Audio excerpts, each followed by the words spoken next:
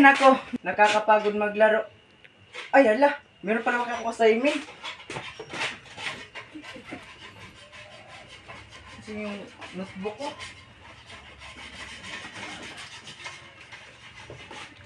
Upuan.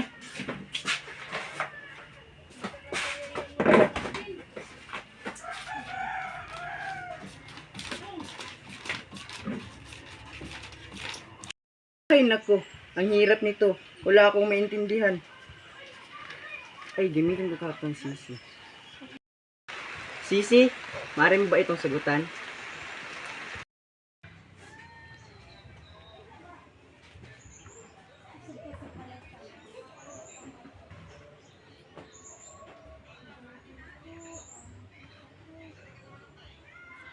Buti na lang merong teknolohiya upang tulungan ako sa aking pag-aaral.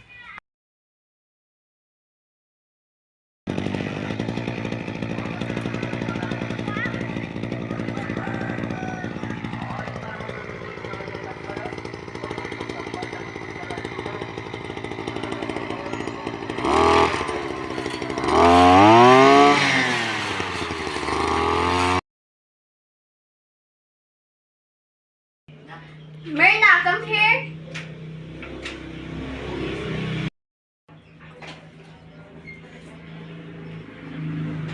Let's go, Mom.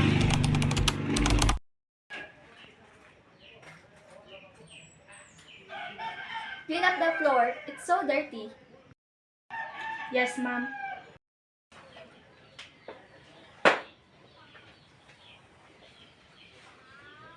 Mom, can I call my family in the Philippines?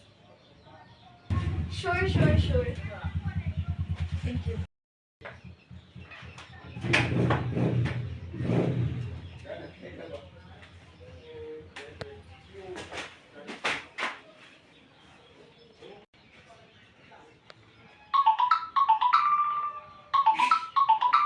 Paano to? Ganito kasi yan. Lagay mo dito, pasok dito. Teka muna, may tumatawag. Sige. Hello, Ma. Bakit po kayo napatawag? Hello, anak. Nangungumusta lang ako sa inyo. Kumusta na ba kayo dyan sa Pilipinas? Okay lang naman po ako dito, Ma. Kayo po, kamusta na po kayo dyan sa ibang bansa? Mayos naman ako rito, anak. Mag-iingat kayo dyan sa Pilipinas. Sige po, Ma. May klase pa po kami. Uuwi rin naman ako pagkatapos ng aming klase.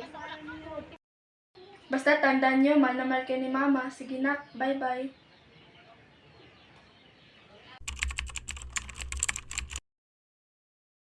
Leia, bilisan mo na. Malilate na tayo.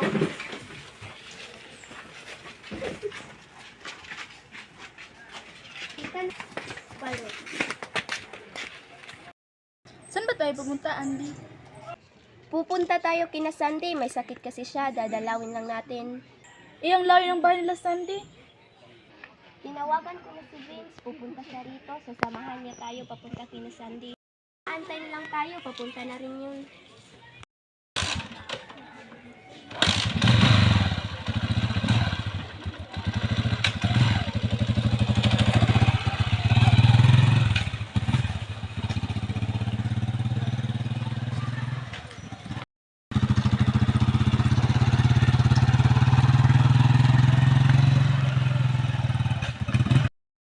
Tara na.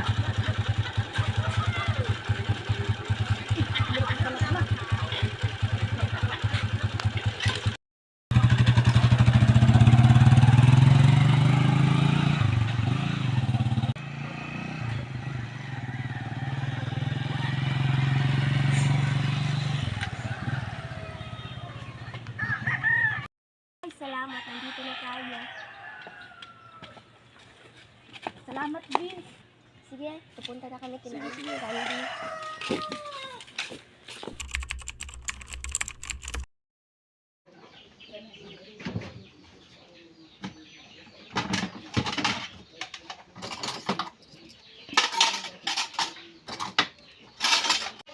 Mga anak, halin na kayo. Kakain na tayo.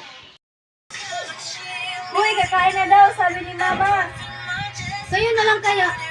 Mamaya na po, ma. Naglalaro pa po kami.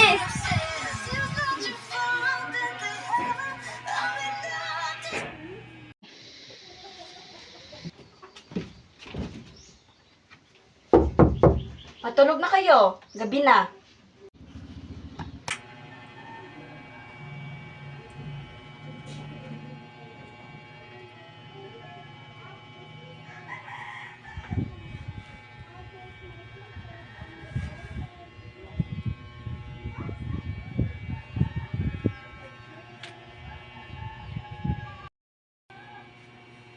Aray, ang sakit na ng tiyan ko.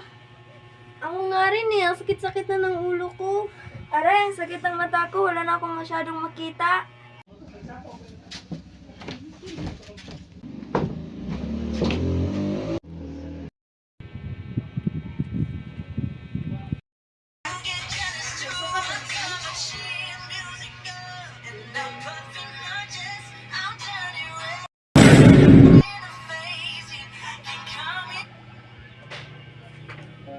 Aray, ang sakit na ng likod ko.